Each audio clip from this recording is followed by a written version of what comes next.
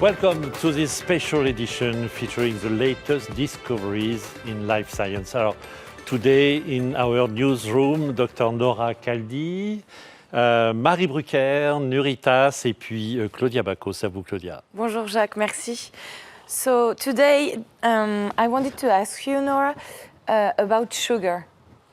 What actually, on that, Claudia, I'd love to actually ask you.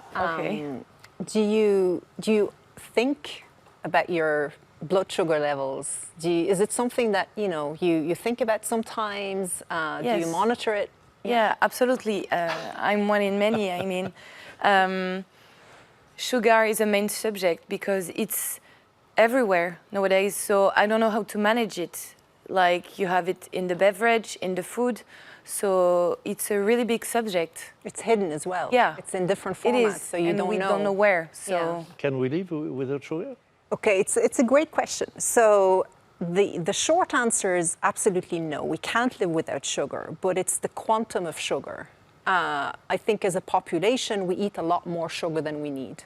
So we all need, as organisms and species in general, we need a level of sugar. But the problem is that the industry as a whole has concentrated the levels of sugar in different formats, whether it's glucose or more harsher types of sugars in different sources. So it's really about making sure that your consumption of sugar sits within a level.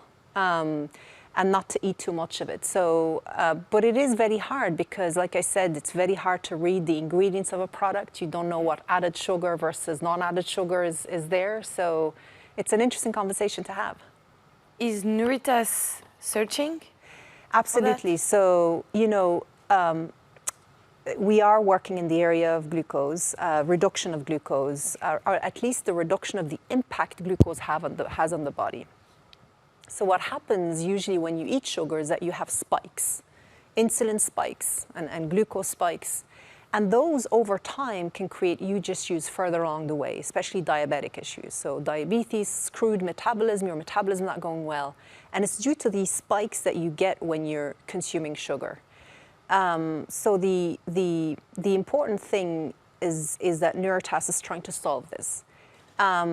And trying to solve it by, again, going down to the root cause of how does your body actually work with sugar? How is it going to reduce the impact of that spike? So instead of eating sugar and you get a big spike, Nuritas wants to kind of remove that spike so that the impact of the product when you eat it is not as negative on your body. So by adding PeptiControl, which is the peptide we're working with today and that we're developing, into various products, when you eat the product, you don't get the spike. You get a kind of an altered, smaller kind of curve. It kind of curves the spike. So your body, so sugar doesn't have that negative impact on your body. So you mean it can be added to food, right? Yeah, absolutely. Great question. It can be added to various foods. That's the way you really control the epidemic of, obesity, diabetes further down the line, is by integrating PeptiControl into various food, various beverages, so that when we eat something that's sweet, for example, that the spike is not as high, that we control that spike, or not as often. And that's important because ultimately, as a population, the effects these spikes have on us are pretty detrimental. We've already carried out a successful clinical with PeptiControl, which is really interesting.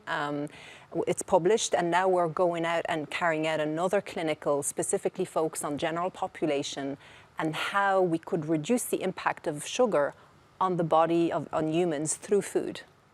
Wow, great. Thank you, Nora Khaldi, founder of Nuritas. See you in the next edition of Life Science News.